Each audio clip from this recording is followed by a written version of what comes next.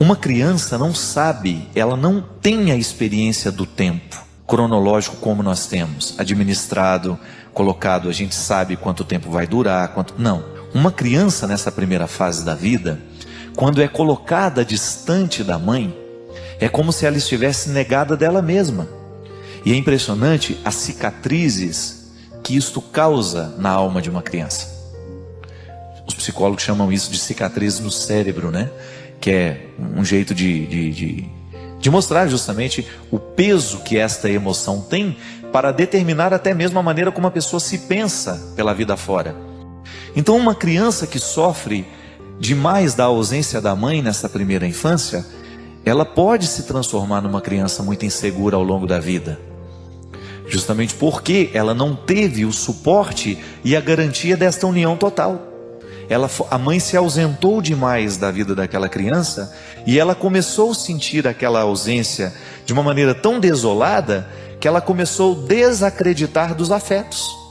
É interessante que a gente eu estou fazendo uma leitura, já até terminei, mas eu não me lembro agora o nome do livro, não me recordo, é um livro que trata de psicologia e da educação e estava falando justamente do quanto que dentro dos orfanatos, quando você tem crianças abandonadas, o tanto que essas crianças têm dificuldade de acreditar nas outras pessoas. Porque elas mentiram para elas a vida inteira. Sua mãe vai voltar, sua mãe vai chegar. E ela vive essa ausência terrível da mãe. E essa mãe nunca voltou. E nesse livro mostra o processo terapêutico de muitas crianças e descreve mesmo como cada criança consegue viver essa ausência. Tem uma história muito triste, eu cheguei até a ficar muito emocionado no momento que eu li, que descrevia a história de uma criança, um garoto chamado Bart. E eles diziam assim, que o Bart sofreu tanto com o abandono da mãe, ele foi abandonado com um ano e pouquinho, e que no início o choro dele só era calado no momento em que eles falavam assim, a sua mãe já está chegando. Que ele tinha crises de choro terríveis. Então alguém dizia isso, a sua mãe já está chegando. E diz que a expressão dele, diz que as lágrimas cessavam imediatamente, ele arregalava os olhinhos e começava a olhar para o ambiente, procurando essa mãe que não chega, né? E como essa mãe nunca voltava, ele perdeu a capacidade de acreditar na frase, a sua mãe está voltando. Então e o Bart foi parando de chorar. Ele deixou de manifestar todos os sentimentos dele, e no livro diz que aos poucos ele foi assumindo um comportamento estranho de ficar alheio ao mundo. Ele foi mergulhando naquela solidão dele, e dizem que ele repetia a mesma frase o tempo todo, a minha mãe vai voltar, a minha mãe vai voltar. No início, gente, dizem que nos primeiros meses a voz dele, a frase tinha som, ele falava a frase. Diz que ele ficava o dia inteiro no cantinho dele dizendo, a minha mãe vai voltar, a minha mãe vai voltar. E que depois ele perdeu a coragem de dizer isso. Aí diz que você só lia no movimento dos lábios dele, a minha mãe vai voltar, a minha mãe vai voltar. E não voltou. Aí você pode pensar, como é que fica o coração de um garoto que acreditou que a mãe voltaria e ela não voltou nunca? Aí você vai para a psicologia. A psicologia diz que até os 6 meses de idade, nós não somos capazes de nos compreender separados. Eu acho que eu sou minha mãe, que a minha mãe sou eu, e por isso que eu não consigo pensar na minha vida longe dela. E que depois essa separação, essa capacidade de você diferenciar, de dizer à criança, olha, a mamãe vai voltar. Por isso que você tem que voltar. Para você dar confiança ao seu filho, que quando você fala que você vai voltar, ele acredita na sua volta, porque você voltou. Claro, depois de uma idade, quando ele já compreende a categoria de tempo. Eles não sabiam psicologia. Eles não sabiam que 10 minutos longe de nós podiam custar uma eternidade para nós, que não sabemos o que significa o tempo. E que a ausência de uma mãe neste intervalo de 6 meses, dos 6 primeiros meses, a ausência dessa maternidade, ela é dolorosamente sentida pela criança. Então, porque eu não tenho esta possibilidade de continuar a minha união total com a minha mãe, eu crio uma cicatriz dentro de mim. Então eu fico desconfiado o resto da vida, porque eu não tive a garantia da primeira união. É interessante que a psicologia nos diz também que todos os relacionamentos que nós vamos estabelecendo na vida, isso na psicologia de Freud, você pode não concordar. Freud dizia que todos os desdobramentos afetivos das nossas relações não são outra coisa senão o nosso desejo de voltar à união total. Que em muitos casamentos você vê o marido procurando uma mulher absolutamente igual à mãe dele. Não é assim? Às vezes ele quer casar com uma mulher que seja muito parecida com a mãe, porque inconscientemente ele quer retornar à união total. Gente, é por isso que essa relação de mãe e filho é uma relação muito complexa. A ausência de uma mãe na vida de um filho, ela tem um déficit terrível, terrível. Por isso que você que é pai, você que é mãe, você precisa tomar muito cuidado da maneira como você se porta diante dos seus filhos. Qual é o tanto que você se dá, qual é o tanto que você se nega.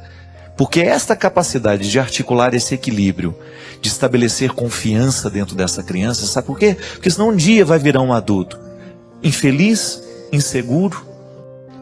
Quando a criança sofre de muita restrição, por exemplo, ela fica um adulto medroso. Criança que passa fome na infância, por exemplo, é um adulto egoísta. Ele tem medo de que vai faltar, porque quando ele era criança faltava. Mãe que super protege, que não deixa a criança viver, que não deixa a criança dar os primeiros passos, que não deixa a criança engatinhar, vai ser uma criança, vai ser um adulto que depois vai ter medo de enfrentar as dificuldades da vida. Então, a minha professora de psicologia, a Udi, lá de Brusque, foi uma das mulheres que mais teve influência sobre mim. A inteligência daquela mulher, a capacidade que ela tinha de nos ensinar psicologia, e o mais bonito, de nos fazer apaixonar pela psicologia, era impressionante. E a Udi sempre dizia isso nas aulas dela. Sempre que você estiver diante de um ser humano em conflito, saiba que ele está agindo de acordo com a história que teve. Ninguém é por acaso. Não há ser humano nessa vida incoerente. A insegurança de hoje está muitas vezes associada às inseguranças da primeira infância. Por isso, casou, ninguém te obrigou a casar. Ficou mãe, ninguém te obrigou a ser mãe. Exerce essa maternidade. Por isso que o tempo de maternidade são 6 meses, não são?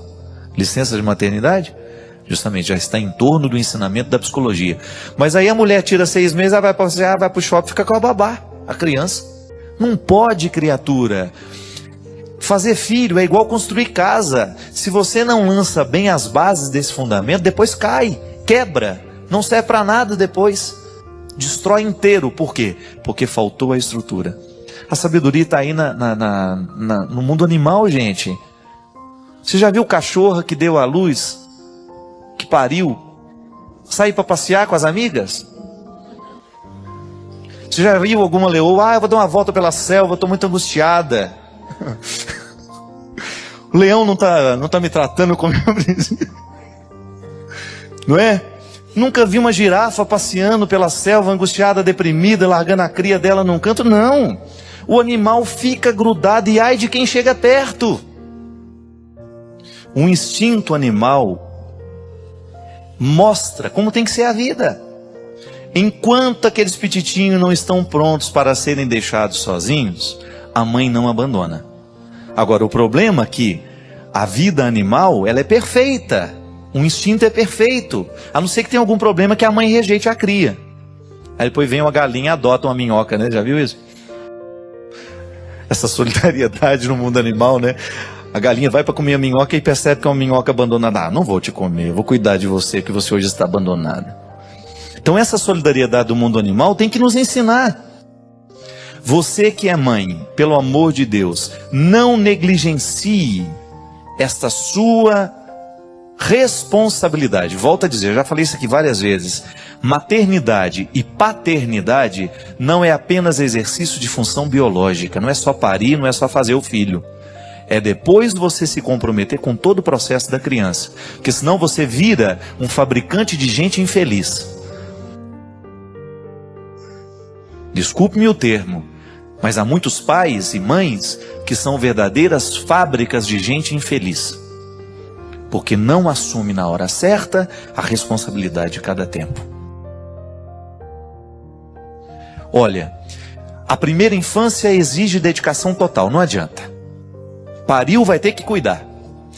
Depois você vai descobrindo que é possível deixar por um tempo controlado. Essa ausência não pode ser grande demais, essa ausência não pode ser exagerada nesse primeiro ano de vida.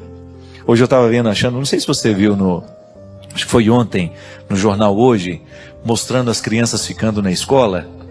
Que belezinha, né? Tudo uns toquinhos de gente, né? Aliás, eu acho uma tristeza ir para a escola com 3 anos de idade, né? A Adélia Prado fala que se tivesse que nascer de novo, ela não nasceria só porque tem que escola, tudo de novo. Escola é uma coisa muito triste. Mas aquelas crianças sendo deixadas. Então, como é que a mãe faz o processo? Gente, a mãe fica sentada numa cadeira lá, o dia inteiro, uma semana. Deus que me livre daquilo, mas eu não sou mãe. Então eu não tenho essa responsabilidade. Agora você que... E a gente via, aí falou e mostrou todo o processo, né? Aí a mãe, depois de uma semana lá dentro, é que a criança conseguiu se adaptar com a vida nova, é que ela pôde ir embora. Há sempre um jeito bonito de você exercer a sua maternidade e a sua paternidade na vida do seu filho. O importante é você distinguir para cada tempo um jeito de ser. Por isso que em outros tempos aqui a gente já falou também que nós não podemos trabalhar com modelo único de paternidade, nem modelo único de maternidade. O amor evolui, né? E eu estava falando daquela mãe que fica lá durante uma semana esperando o filho se adaptar ao novo ambiente. Isso é sabedoria, minha gente. Ah, padre, mas eu não tenho tempo para isso. Mas então você vai ter que colocar alguém que seja da confiança desta criança para ela se adaptar. Gente, eu me lembro, eu não sei como foi a sua primeira experiência de escola, mas eu tremi igual uma vara verde e eu chorava como se tivesse alguém me matando ali. A saudade que eu sentia da minha mãe, eu achava que eu ia morrer naquela escola. Então você ser retirado e colocado, aí de repente você olha para o lado e você não conhece ninguém. O seu mundo foi descolado, né? Tirou de lá e jogou lá. Pronto, agora acostuma aí. É muito doloroso, isso causa cicatrizes terríveis. É o processo das perdas, né? Muita gente não aprende a perder depois num determinado momento da vida, é porque lá na infância perdeu do jeito errado, perdeu de maneira drástica. A perda, ela precisa ser bem internalizada. Hoje eu preciso aprender a perder. Mas eu só sei perder hoje se um dia o processo das perdas me foi ensinado de maneira honesta. Se foi retirado de maneira abrupta, se não foi me conduzido para um processo tranquilo desse aprendizado, fica muito difícil.